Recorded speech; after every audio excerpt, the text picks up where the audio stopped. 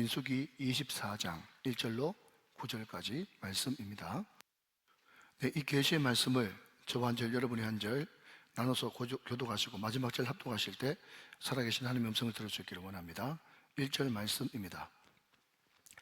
발람이 자기가 이스라엘을 축복하는 것을 여호와께서 선히 여기심을 보고 전과 같이 점수를 쓰지 아니하고 그의 낯을 광야로 향하여 눈을 들어 이스라엘이 그 지파대로 천막 친 것을 보는데 그때 하나님의 영이 그 위에 임하신지라. 그가 예언을 전하여 말하되 보울의 아들 발람이 말하며 눈을 감았던 자가 말하며 하나님의 말씀을 듣는 자, 전능자의 환상을 보는 자, 엎드려서 눈을 뜬 자가 말하기를 야곱이여 내 장막들이 이스라엘이여 내 거처들이 어찌 그리 아름다운고 그 벌어짐이 골짜기 같고 강가의 동산 같으며 여호와께서 심으신 침향목들 같고 물가의 백향목들 같도다. 그 물통에서는 물이 넘치겠고 그 씨는 많은 물가에 있으리로다.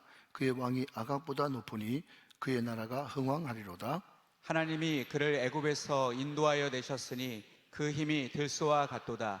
그의 적국을 삼키고 그들의 뼈를 꺾으며 화살로 쏘아 꿰뚫으리로다. 다 같이요. 꿇어앉고 누움이 수사자와 같고 암사자와도 같으니 일으킬 자 누구이랴. 너를 축복하는 자마다 복을 받을 것이요 너를 저주하는 자마다 저주를 받을지로다. 아멘. 자, 우리 옆에 분들과 얼굴 보시면서 공손히 인사하시면서 다 덕분입니다, 감사합니다 인사하시기 바랍니다. 다 덕분입니다, 감사합니다. 할렐루야. 오늘 말씀에 큰 은혜가 되시기를 바랍니다. 제가 지난 주간에 허리가 많이 아파가지고 고개도 까딱 못하고 힘들었습니다. 그 원인이 뭘까 생각해 봤더니 제가 말레이시아에 또 임원 수련회를 갔는데 제가 발을 헛디뎌 가지고 덜컥 한 번 했어요.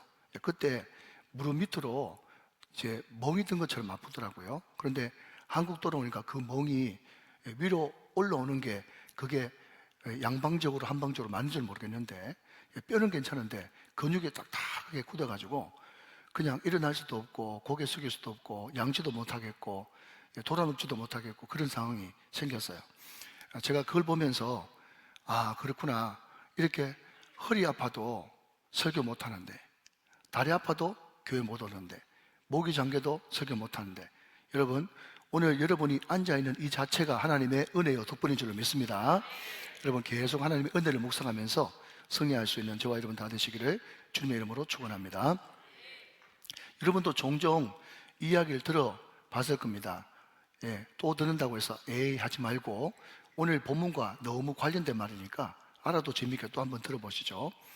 여러분 어느 큰 건물에 개척교회가 들어섰다는 겁니다. 목사님 목회를 잘해서 그런지 또 성도들이 기도를 많이 해서 그런지 교회가 점점 성장해가지고 분위기가 굉장히 좋았어요. 근데 이게 웬일입니까? 얼마 지나고 나서 그 옆 건물에 큰 술집, 나이트클럽이 들어선 겁니다. 그런데 그 나이트클럽에서 예배할 때마다 기도할 때마다 쿵짝쿵짝쿵짝 거리고 막 오만 과음 소리, 떠든 소리 다 들리니까 예배가 안 되는 겁니다. 그전에는 조용하게 예배도 잘 드릴 수 있었고 기도도 많이 할 수 있었는데 너무 시끄러우니까 예배가 안 되는 거죠.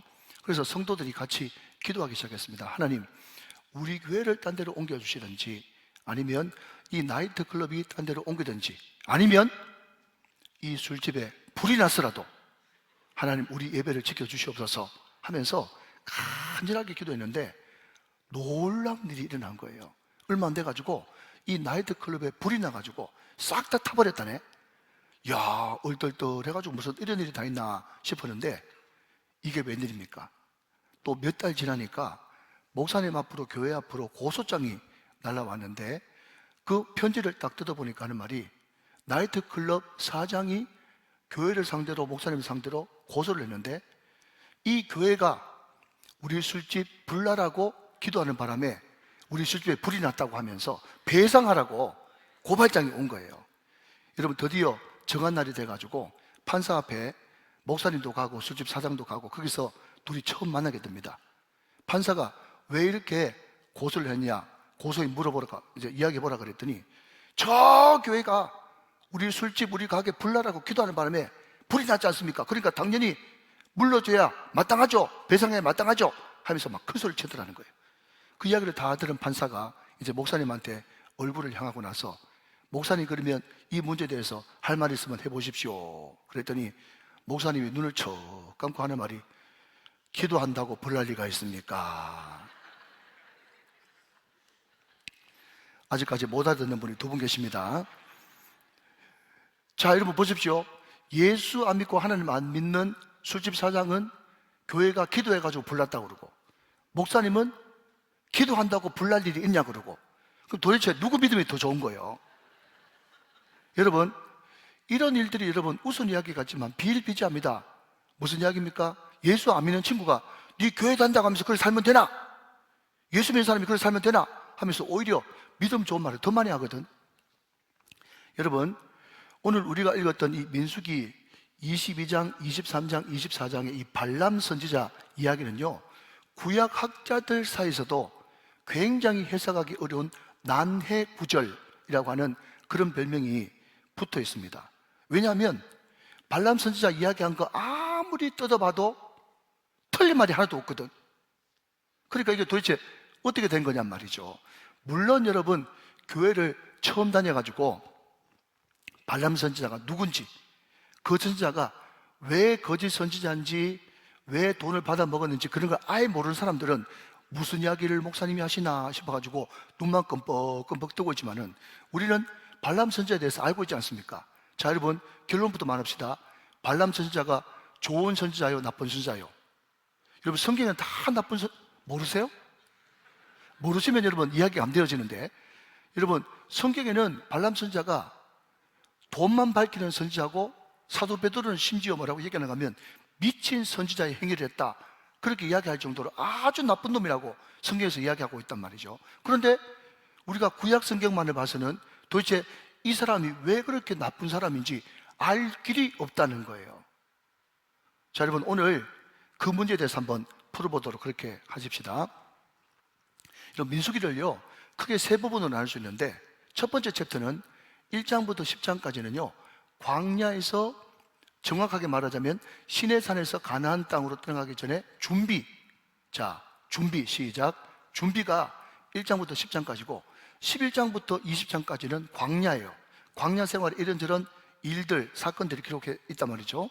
그리고 21장부터 나머지 뒷부분은요 점점 가나안 땅에 가까워지는 이스라엘 백성들, 그러니까 요단 동편 모압 평지에서의 있었던 일, 그것을 여러분 기록하고 있습니다.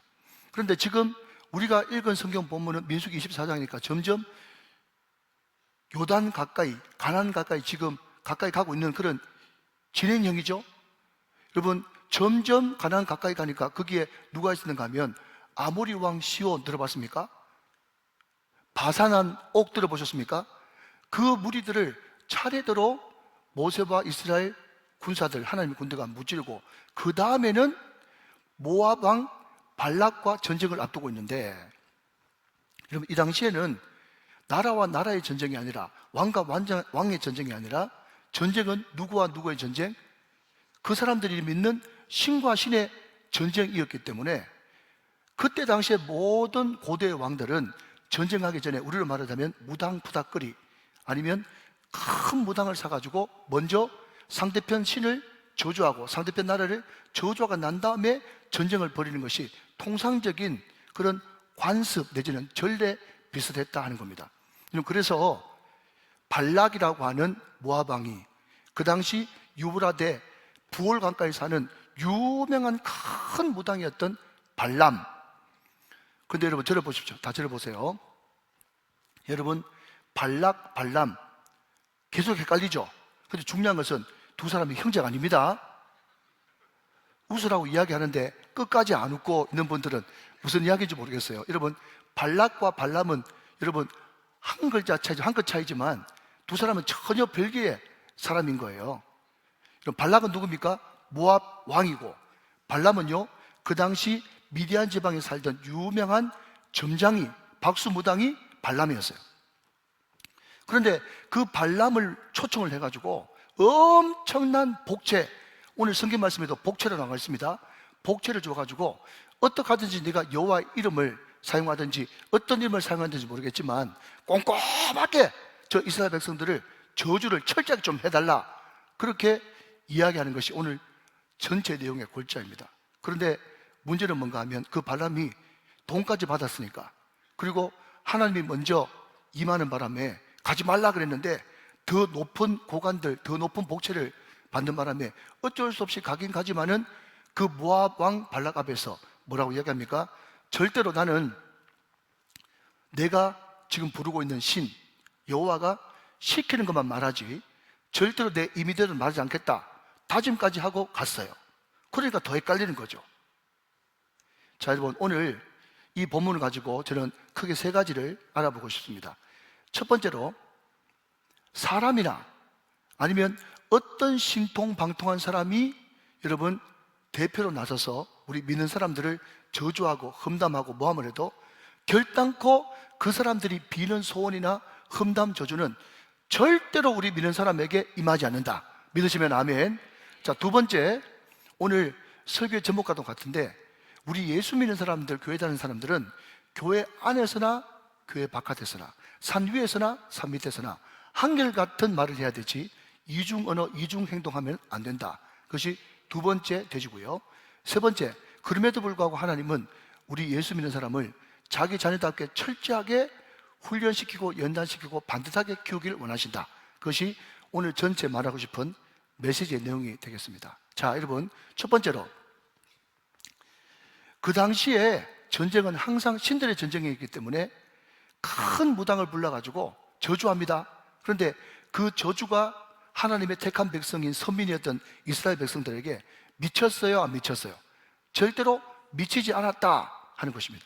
여러분, 저는 민수기 22장, 23장, 24장에 나오는 이 발람의 첫 번째 예언, 두 번째 예언, 세 번째 예언, 이것을 다른 말로 바꾸면 첫 번째 축복, 두 번째 축복, 세 번째 축복을 보면서 야, 이거 기가 막히네, 기가 막혀, 이 생각이 드는 것입니다. 자, 여러분, 먼저 같이 확인해 보실까요? 자, 여러분, 앞장에는 민수기 23장 19절 말씀 같이 한번 보실까요? 19절 말씀. 여러분, 이 이야기도 발람이 발락에게 예언한 말씀입니다. 자, 같이 한번 읽어보시죠. 시작. 하나님은 사람이 아니시니 거짓말을 하지 않으시고 인생이 아니시니 후회가 없으시도다. 어찌 그 말씀하신 바를 행하지 않으시며 하신 말씀을 실행하지 않으시랴 그랬어요. 여러분, 맞다고 이야기해 주십시오. 헷갈려요, 안 헷갈려요? 헷갈리죠? 지금 발람이 발락에게 예언하는데 구구절절히 만든 말만 이야기한다는 거예요. 자, 여러분, 저를 보십시오. 무슨 이야기인가 하면, 여러분, 제 예를 하나 들어보겠습니다. 제가 될 수 있으면 성경 구절, 또 성경에 있는 스토리 예화를 쓰지만은, 그리고 어떤 것을 볼 때는 딱 맞는 이야기 때문에 캐톨 신부가 한 이야기도 쓸 수 있고, 그죠? 또 소설가가 한 이야기도 쓸 수 있고, 또 신부가, 또 수녀가 한 이야기도 쓸 수 있고, 심지어 여러분, 스가 한 이야기도 인용할 수 있겠죠? 산은 산이고 물은 물이로다, 그런 거 이야기할 수 있잖아요. 그 쓸데없는 말이라고 하면서 인용할 수 있지 않습니까? 제가 왜 쓰라고 하는가 하면, 여러분, 그 사람들은요, 저보고 목사 그러더라고요. 그 사람들이 저보고 목사님이라고 하면 저도 스님이라고 이야기해 주죠. 근데 그분들이 저를 목사라고 그러는데 제가 스님이라고 이야기할 이유가 하나도 없잖아요. 그러니까 그 사람들도 저보고 목사, 저도 그 사람 보고 스. 아무튼 여러분, 될 수 있으면 성경 구절, 될 수 있으면 성경에 있는 내용을 인용해야 되겠지만은 어떤 책에 있는 내용이든지 다른 종교의 성직자도 인용할 수 있단 말이죠. 왜냐하면 그 본문을 좀 더 선명하게 설명하기 위해서 그렇단 말이죠. 그러니까 여러분, 제가 이 말씀을 드리는 이유가 민수기 23장 19절 말씀, 이 말씀이 여러분 설사 거짓 선지자 발람이 예언한 내용이라고 해가지고 이것을 인용 못한다, 왜 거짓 선지자 하는 말을 인용하냐, 그렇게 이야기하면 전혀 문맥에 맞지 않는다 하는 겁니다. 여러분, 이 당시에는 이 발람 선지자가 하나님의 감동에 의해서 한 말이기 때문에 충분히 발람 선지자가 한 말이라도, 아니면 욥의 세 친구가 한 말이라도 얼마든지 설교나 예화에 인용할 수 있다 하는 것입니다. 자, 여러분, 그런 의미에서 제가 발람의 첫 번째, 두 번째, 세 번째 그 예언을 쭉 보니까 구구절절히 축복이에요. 이 사람은 돈까지 받아먹기 때문에 어떻게 하든지 입을 열어가지고 안간힘을 쓰면서 저주를 퍼부으려고 했는데 입만 열었다면 축복이 나오네. 여러분, 어느 정도 축복인가 하면요, 제가 신방을 많이 다니지 않습니까? 또 축복기도 할 일이 많지 않습니까? 아멘 좀 하십시오. 좀 도와주십시오. 헌금기도 할 일이 많지 않습니까? 그때마다 이 발람이 했던 말을 인용해가지고 뺏기고 싶을 정도로 여러분 기가 막힌 그런 문장들이 많더라는 거예요. 자, 여러분 5절 말씀 한번 보십시다. 5절 말씀. 거기에 보니 이스라엘이여 내 가지들이 어찌 그리 내 거처들이 어찌 그리 아름다운고 그랬습니다. 자, 여러분 저를 잠깐 보시면 띄워놓으시고, 여러분 구약은요 그림 언어예요. 그림 언어가 뭔가 하면 무슨 말인지는 모르겠는데 딱 들으면 머릿속에 그림이 그려지면서 이게 축복인지 저주인지 좋은 말인지 나쁜 말인지 다 알아듣는 거, 그게 그림 언어예요. 자, 여러분 다시 한번, 이스라엘이여 내 거처들이 어찌 그리 아름다운고. 여러분 이게 축복이에요, 저주요? 축복이죠. 좋은 말이죠. 그죠? 좋은 말처럼 딱 느껴지지 않습니까? 자, 여러분 6절 말씀 봅시다. 강가의 동산 같으며, 여러분 여기에 강가의 동산은 에덴 동산을 그냥 마치 상징하는 것 같아요. 자, 그런데 보니까 물가의 백향목들 같도다. 여러분 백향목을 굽게 쓰는 나라가 있습니다. 지워주시고, 그 나라가 어딘지 아세요? 레바논이에요. 레바논은 중간에 백향목을 그려놨어요. 지금도 이런 백향목을 찾으려고 그러면 레바논 저 고산지대에 가면 3000년, 2000년 된 그런 백향목이 있는데 쫙쫙 위로 뻗어가지고 큰 것은 40m, 또 50m 되는 그런 엄청난 백향목이 있어요. 여러분 그렇기 때문에 많은 학자들이 이야기하기를 백향목이 나무의 왕이다 할 정도로 모든 귀한 어떤 물건을 만들 때 항상 단골로 쓰이는 것이 레바논의 백향목입니다. 그런데 그것은 높은 지대에 살고 추운 지대에 살거든요. 그런데 여러분 오늘 말씀 6절을 보니까 다시 한번 띄워주시면 그 백향목이 어디에 뿌리를 두고 있어요? 물가의 백향목 같다, 그렇게 이야기했으니까 여러분 이게 얼마나 큰 축복입니까? 이해가 되시면 아멘. 자, 여러분 7절 말씀 계속 연이어서 보시면 그 물통에서는 물이 넘쳐졌고. 자, 여러분 여러분에게 이것이 축복이다 생각하면 아멘 하시기 바랍니다. 여러분 물통에 물이 넘치시기를 주님의 이름으로 축원합니다. 다 좋아하는 말이 그림 언어이기 때문에. 여러분 여기는 사막이요, 여기는 광야입니다. 광야의 물통에 물이 넘친다는 것은 물 자체가 은혜예요. 그렇지 않겠습니까? 그 시는 많은 물가에 있으리로다. 물 자체가 은혜라니까요. 그런데 그 뒤에 보니까 그의 왕이, 여러분 결론부터 말씀드리면 그의 왕이 이스라엘 자손 후손에게서 나는 왕입니다. 첫 번째는 다윗이고 두 번째는 예수 그리스도세요. 예언적 말씀으로. 그런데 이스라엘 중에서 나는 그의 왕이 아각보다 높으니 그랬습니다. 아각은 뭔가 하면 아말렉의 모든 왕들은 다 아각입니다. 자, 이집트의 모든 왕들은 다 뭐죠? 바로예요, 바로. 블레셋은요, 아비멜렉인 것처럼 아말렉의 왕은 아각입니다. 그런데 그 아각보다 높으니 그의 나라가 흥왕하리로다. 그러니까 다 좋은 말이고 축복입니다. 자, 여러분 한번 보십시오. 발람, 이 모압 왕 발락이 돈까지 주면서 복제까지 주면서 저주하라고 했더니 축복만 계속하는 거예요. 여러분 분명히 기억하십시오. 우리가 몇 주 전에 말씀을 배우면서 로마서를 우리가 살펴보면서 큰 원 두 개를 우리가 그려놨습니다. 한쪽은 아담의 족보고 하나는 그리스도의 계보예요. 여러분 우리는 아담 아래서 태어났습니다. 죄 아래서 태어났어요. 저주 아래서 태어났습니다. 그런데 그런 우리를 구원하기 위해서 하나님의 아들이신 예수님이 직접 아담 안으로, 아담 족보 안으로 들어오셨고, 그분이 나 때문에 나 위하여 나 대신에 죽음으로 말미암아서 우리는 그 아담의 족보에서 빠져나온 거예요. 아담 안에서 빠져나온 것입니다. 그리고 여러분 장사한 지 사흘 만에 부활하심으로써 우리는 그리스도의 안으로, 그리스도의 계보 안으로 들어가게 된 것이죠. 그러니까 우리 믿는 사람들은요, 세상 어떤 사람들이 큰 무당을 쌓아가지고 저주하고 모함을 하고 비난하고 비판하다고 할지라도 그 모든 저주가 우리한테 하나도 미치지 못한다는 것을 여러분 확실하게 믿으시기 바랍니다. 여러분 이것이 예수 믿는 자의 놀라운 복음이고 축복인 것입니다. 여러분 그래서 사도 요한은 요한일서 5장 18절 말씀에서 이렇게 이야기하고 있죠. 자, 여러분 앞을 보시면서 약속의 말씀 같이 읽도록 하겠습니다. 시작. 하나님께로부터 난 자는 다 범죄하지 아니하는 줄을 우리가 아노라. 하나님께로부터 나신 자가 그를 지키심에 악한 자가 그를 만지지도 못하느니라. 믿으시면 아멘 하시기 바랍니다. 예수님께서 우리를 대신해서 십자가에 못 박혀 죽으심으로, 예수님의 십자가가 못 박히실 때 우리의 모든 가난도, 질병도, 저주도, 여러분 모든 악한 것들도 다 소멸돼 버리고 예수님과 함께 새로 살아나는 놀라운 역사가 우리 가운데 일어난 줄로 믿으시면 아멘 하시기 바랍니다. 여러분, 제가 아는 어떤 분은요, 참 똑똑하고 논리적이고 눈에 보이는 것만 믿고 예리하고 통찰력이 있으신 분이에요. 그런데 제가 어릴 때 봤거든요. 우리 아버지가, 그러면 앞에서 이야기한 사람이 우리 아버지네. 따라오고 계세요? 우리 아버지가 급하게 여러분 출근을 하는데 문을 덜컥 열었어요. 현관문을 열었는데 그때 그 앞에 화분이 있었는지 아니면 무슨 병이 있었는지 모르겠지만 갑자기 퍽 하면서 병 깨지는 소리가 나더라고요. 그런데 정말 똑똑하고 이성적이고 냉철하고 눈에 보이는 것만 믿는 우리 아버지가 자기도 모르게 툭 내뱉은 말이 뭔지 아십니까? 에이, 아침부터 재수 없게 그러더라고요. 그러면서 하루 종일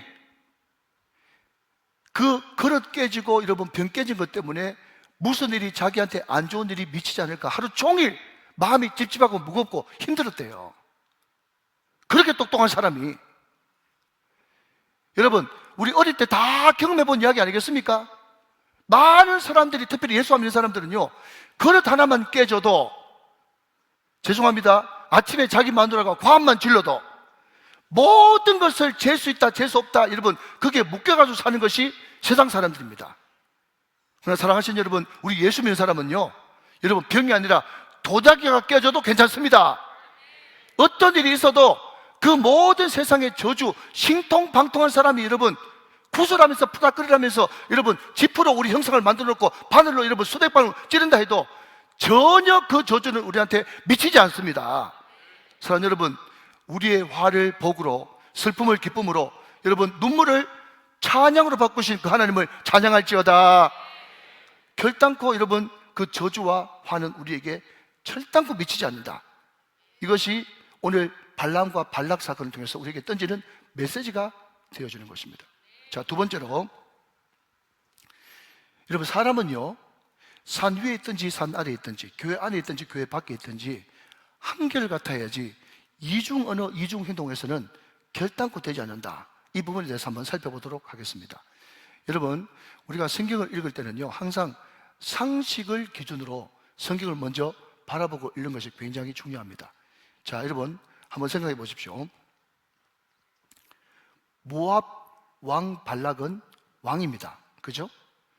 그 당시에 왕은 신적인 존재였고, 좀 어려운 말로 생사여탈권, 그러니까 죽이고 살리는 것을 마음대로 할 수 있는 권세를 가진 사람이 왕이에요.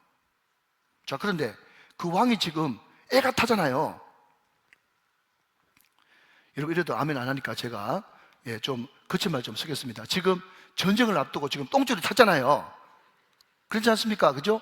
그 상태인데 엄청난 복채를 주고 어떻게 하든지 꼼꼼하게 살펴보면서 저주 좀 해두고 하면서 부탁했는데 입만 열면 축복을 하네. 그리고 여러분 여기에 등장하는 비스가 느보산, 제가 다 가봤거든요. 근데 비스가 느보산이라고 하는 말 자체가 높은 곳 꼭대기 이런 뜻이에요. 근데 여러분 쭉 성경 말씀을 읽어보면 알겠지만 그 한 번 푸닥거리 할 때마다 소 7마리 잡고 약 7마리 잡고 해가지고 엄청나게 정성을 들였는데 저주해달라 그랬더니 입만 열면 축복하고 입만 열면 축복하고 하니까 여러분 같으면 성질 나겠어요? 나겠어요? 성질 나겠죠? 근데 여러분 성질이 되게 많이 났는데 그럼에도 불구하고 성경은 점잖은 책이라 여러분 오늘 본문 읽지 않았지만 11절 말씀에 이렇게 이야기하고 있다는 거예요. 자, 여러분 앞을 한번 보시면서 11절 말씀 한번 볼게요. 자, 빨간색으로 된 것만 한번 읽어보세요. 시작. 그대는 이제 그대의 곳으로 달아나라. 굉장히 점잖죠? 그대는 이제 그대의 곳으로 달아나라. 이것을 여러분 정말 일상적인 언어로 좀 바꿔볼까요? 제가 여러분 연기를 한번 해볼까요? 빨리 꺼져라. 내가 그 다음에 어떻게 할 줄 모르겠다. 빨리 없어져라. 내 눈앞에서 사라져라. 내가 그 다음에 어떻게 할지 나도 모른대. 이게 정확한 의감이 있는 표현이에요. 그대는 그대 곳으로 달아나라.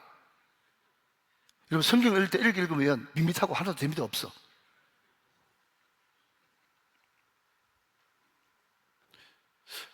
그런데 말입니다. 그런데 말입니다.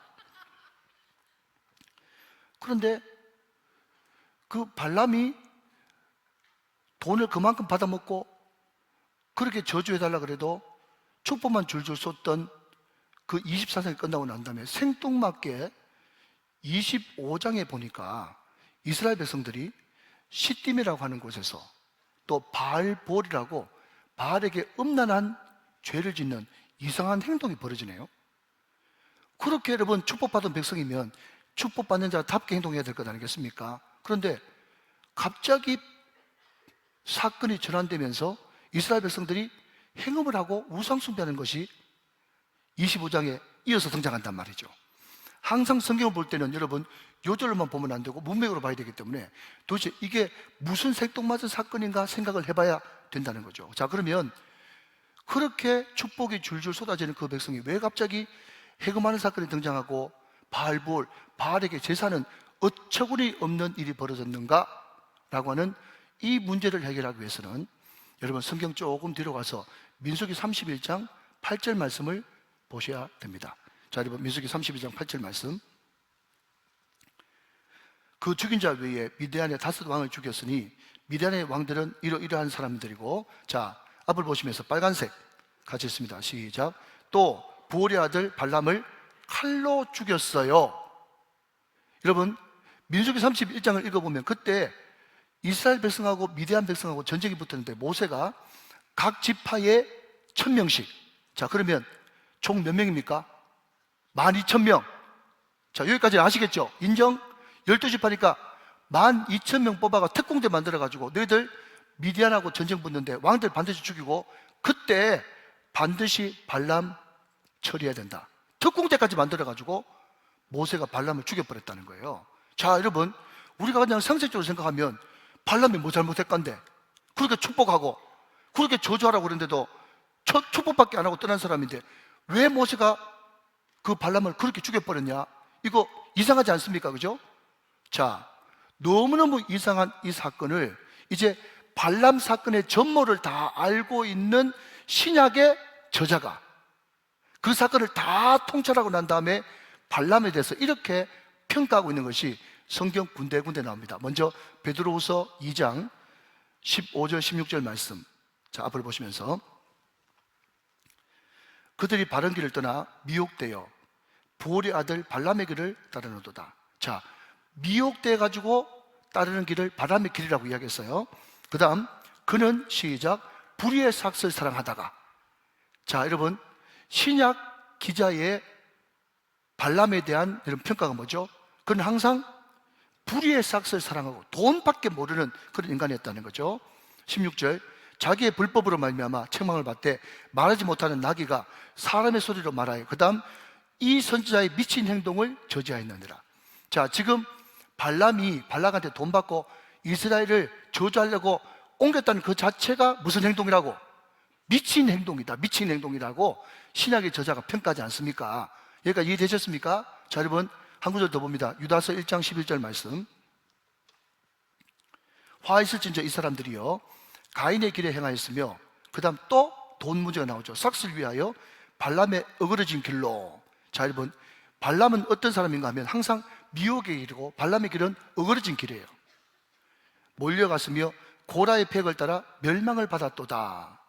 발람의 길, 그 길 따라가면 폐역하고 망한다는 거예요. 그게 신약 기자들의 평가입니다. 자, 결정타가 이제 나옵니다.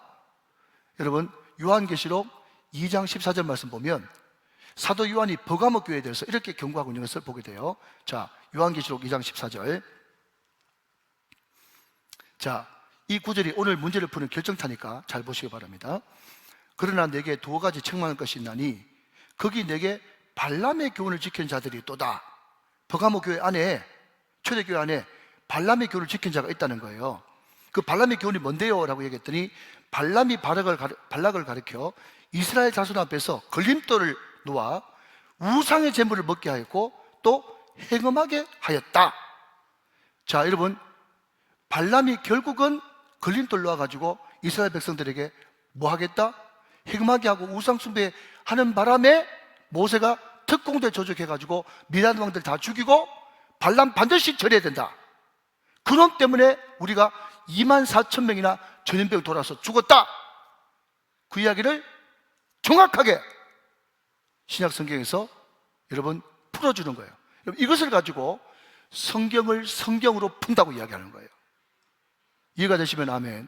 자, 그러니까 여러분 다 종합해서 제가 이제 연기를 해보겠습니다. 발람이 산 위에서는요 청산유수 같은 말을 했습니다. 뭐 물통이 어떠니, 여러분 뭐 백향목이 어떠니 오만 좋은 얘기를 다 했어요. 산 밑에 내려왔습니다. 나한테 사라져라. 빨리 내 눈앞에서 없어져라. 안 그러면 죽는다. 그렇게 이야기한 발락이 그래도 급하니까 발람이요, 정말 없겠습니까? 정말 방법 없겠습니까? 이스라엘 저주할 방법이 없겠습니까? 그랬더니요, 그 산 위에서 거창하게 이야기한 발람이 눈을 쳐 감고 이렇게 이야기하네. 있기는 있는데 너무 좋은데 말할 수는 없네. 그랬더니 발락이 기가 쫑긋해가지고 눈치를 딱 하니까 말이죠, 부하들이 복채 막 나귀에 막, 여러분 나귀가 막 쓰러져가지고 가지도 못할 정도로 짖는 거예요. 그 나귀가 아까 그 나귀거든요. 말 한 번 더 하도록 내버려뒀으면 그때 발람이 욕 엄청 얻어먹었을 거예요. 복채를 꽉 실으니까 그제서야 복채를 또 보고 발람이 발락을 부르는 거예요. 발락이 가까이 오니까 귀를 탁 떼기면서 하는 말이 우상숭배 행음! 그렇게 이야기해주고 발람은 그 재산을 가지고 유유히 그를 떠났던 것이었습니다. 우상숭배와 행음? 그게 이스라엘 저주하는 방법이래요. 그냥 저주한다고 되는 민족이 아니고 이것은 우상숭배와 행음을 해야 이 민족이 무너져 내린다는 것을 딱 아이디어를 얻은 모압왕 발락이, 여러분 시딤이라고 하는 그곳, 자 여러분 시딤 나무 한번 보시겠습니다. 보고 가시겠습니다. 여러분 저 그림이 별로 마음에 안 드는데 원래 시딤 나무의 오리지널은 옆으로 쭉 퍼져가지고 여러분 점점 시딤 나무가 자라면 밑으로 가지가 축 처지면서 바깥에서 보면 완전히 텐트처럼, 또 그 안에 가면 시원하지 않습니까? 여기는 건조한 나라니까 바깥에 있을 때 뜨겁지만 안에 가면 시원하지 않습니까? 바깥에서 보이지도 않는 거예요. 그런데 그 시딤이라고 하는 그 장소에 시딤 나무가 많이 있었기 때문에 시딤이라고 하는 그 장소인데 그 장소 밑에 여러분 모압의 음란한 바알을 섬기는 여사제들 하나씩 다 포진시켜 놓고 이스라엘 남자들 지나갈 때마다 휘파람을 불어가지고 그 밑으로 다 끌어넣는 거예요. 여러분 광야에서 여러분 먼지만 덮어서 있는 그런 여러분 시커먼 여자들만 보다가 그 땅에서 여러분 기름 바르고 여러분 화장한 그 모압 여자들 보니까 이스라엘 남자들이 미치는 거예요. 그래서 그 음란한 행동에 동참한 사람이 24,000명이었어요. 하면서 끌려가는데 보니까 나중에는 여러분 바알 신전에 들어가가지고 그 짓을 또 하고 있네. 그러니까 졸지에 여러분 배후에서 조종한 그 발람의 그 걸림돌에 넘어진 사람이 24,000명이 돼가지고 우상 숭배하고 여러분 해금해가지고 전염병 돌아가서 죽은 사람이 24,000명이 났다는 겁니다. 여러분 이게 신약 성경 기자의 증언이에요. 자 여러분 적용해 보십시다. 저는 이 말씀을 묵상하면서 그 생각을 한 겁니다.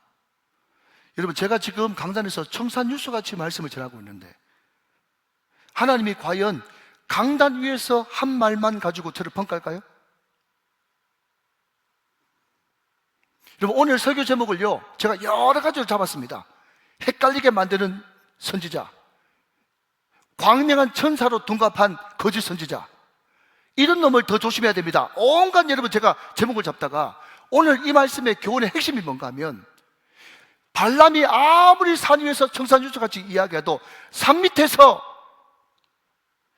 이스라엘 백성들을 죄짓게 만들고 넘어지게 만들고, 여러분 결국 연명 걸려서 24,000명이나 죽게 만든, 산 위에서나 산 밑에서, 교회 안에서와 교회 밖에서 완전히 다른 이 거짓 선지자 박수무당 발람의 모습이 오늘 저와 여러분의 모습일지 모른다는 거예요. 사랑하신 여러분, 분명히 하십시오. 하나님은 교회 안에서만 하는 말을 다 믿지 않습니다. 여러분이 예수 믿는 사람들 목사님 앞에서 하는 그 표정만 다 믿지 않습니다. 하나님은 물으실 것입니다. 혼자 있을 때 너는 누구인가? 아무도 보지 않을 때 너는 누구인가? 교회 밖에서 너는 누구인가? 세상에 안 믿는 사람들과 만날 때에 너는 누구인가? 사랑하신 여러분, 어쩌면 이것이 우리 믿음의 현주수고, 하나님이 세상 밖에서, 교회 밖에서, 산 밑에서 일상생활을 할 때 우리가 어떻게 행동하고 말하는가, 그것을 보면서 우리를 평가하신다는 사실입니다. 사랑하신 여러분, 교회 안에서만 믿는 자 되지 말고 교회 밖에서도 믿는 자답게 언행일치하시기를 주님의 이름으로 축원합니다. 발람이 심판받을 수밖에 없었던 것이 바로 거짓 선지자라는 것이, 이런 모습 때문에 거짓 선지자가 되고 불을 위해서 쌍만 탐하는, 돈밖에 모르는 사꾼이 되고 말았다는 것입니다. 이제 말씀을 정리하려고 합니다. 사랑하는 여러분, 다 저를 한번 보시죠. 굉장히 중요한 이야기입니다. 하나님은 우리를 눈동자같이 지키십니다. 아멘이시죠? 근데 여러분, 하나님이 우리를 눈동자같이 지키시는데 우리가 교회 밖에서, 산 아래서 우리 마음대로, 우리 멋대로 죄짓고 사는데 그 사람을 눈동자같이 지키실까요? 하나님이 눈동자같이 지키신다는 것은 뭔가 하면, 우리 앞에, 눈동자 앞에 눈꺼풀을 만들어가지고, 여러분 티끌이나 먼지나 이물질이 들어올 때 여러분 눈동자 안으로 그것이 들어가지 않도록 여러분 차단시키고 막아준다는 거예요. 그러니까 이 말을 다른 말로 바꾸면, 외부 사람들이 우리를 공격하고 외부 사람들이 우리를 괴롭힐 때, 여러분 그렇지 않습니까? 우리 자식도 잘한 것 하나도 없지만, 이스라엘 백성들도 잘한 것 하나도 없지만, 내 아들인 거로, 내 딸인 거로, 네가 뭔데 내 아들 내 딸을 함부로 욕해 하면서 외부로부터 오는 그런 저주, 모함, 비방, 악함, 이런 것들을 하나님께서 지키고 보호해 주신다는 거예요. 믿으시면 아멘 하시기 바랍니다. 이게 눈동자같이 지키신다는 의미예요. 근데 여러분, 한 걸음 더 나가서 히브리서 12장 말씀 보면요, 징계가 없으면 사생자니라. 우리가 여전히 우리 마음속에 믿는 자가 가져서는 안 되는 음란이 있고, 우상숭배가 있고, 오랜 죄가 있고, 습관적인 죄가 있고, 아직까지 버리지 못한 여러분 묵은 때가 있는데, 그럼에도 불구하고 하나님께서 그래, 나 눈동자같이 너를 지켜 사랑해 하면서 묵인하실까요? 천만의 말씀. 그러니까 여러분, 말씀을 끝까지 균형 있게 잘 들으셔야 되는 거예요. 하나님은요, 우리가 계속해서 반복해서 짓는 죄, 오래된 죄, 원수 맺고 풀지 않는 죄, 비방하고 쑥쑥쑥거리면서 여러분 다른 사람 욕하는 그 모든 것들을 다 듣고 계시고, 그것을 하나님이 결단코 강구하지 않고 매를 때려서라도, 징계해서라도 반드시 고치고야 말고, 하나님의 아들답게 딸답게 하나님께서는 여러분 고쳐서 새롭게 해서 사용하시는 줄로 믿습니다. 오늘 우리가 이 말씀을 진짜로 믿는다면, 사실 여러분, 우리가 인생 살면서 물질의 문제, 경제의 문제, 여러분 취직의 문제, 바깥에서 오는 그런 문제를 걱정하지 마십시오. 바깥에서부터 오는 문제를 하나님께서 눈동자같이 지키신다니까요. 믿으시기 바랍니다. 절대로 바깥에서 오는 그 모든 어려움들이 나를 죽일 수 없어요. 하나님이 지키시기 때문에 그렇습니다. 오히려 그 시간에 내 안에, 다시 말씀드립니다, 습관적인 죄, 반복적인 죄, 미워하는 죄, 여러분 음행, 우상 숭배, 끝까지 그 미움과 원한을 풀지 않고 맺히고 사는 거, 쓸데없이 남 이야기하면서 쑥덕쑥덕거리면서 비방하고 비판하는 거, 여러분 이것이 더 무서운 죄이기 때문에 하나님 앞에 여러분 매 맞기 전에 처리하시고, 교회 안에서나, 자 1분입니다 마지막으로, 교회 안에서나 바깥에서나 같은 말 같은 행동, 여러분 산 위에서나 산 밑에서나 같은 말 같은 행동, 그러므로 말미암아서 항상 주님 앞에 일고이연하지 마시고 은행일치하시는 그런 은혜가 우리 모든 우정교회 권속들에게 충만하시기를 주님의 이름으로 축원합니다. 축복합니다. 축원합니다. 말씀 기도 같이 읽고 한번 이 말씀 붙들고 이 기도 붙들고 같이 한번 기도하시길 원합니다. 같이 낭독합니다. 기도한 마음으로 시작. 하나님 아버지, 오늘도 우리들에게 귀한 말씀 주시니 감사합니다. 발람은 산 위에서 축복의 말을 쏟아냈지만 산 아래서는 다른 사람을 죄짓게 만들고 사망의 길로, 멸망의 길로 가게 만들었습니다. 오늘 예배를 마치고 또 세상으로 나갑니다. 세상에서도 교회 안에서 했던 것처럼 칭찬하고 위로하고 격려하고 감사하는 말을 많이 하게 하시고, 절대 다른 사람을 비판하거나 비난하거나 원망하거나 불평하지 않도록 도와주시옵소서. 예수님 이름으로 기도합니다. 아멘.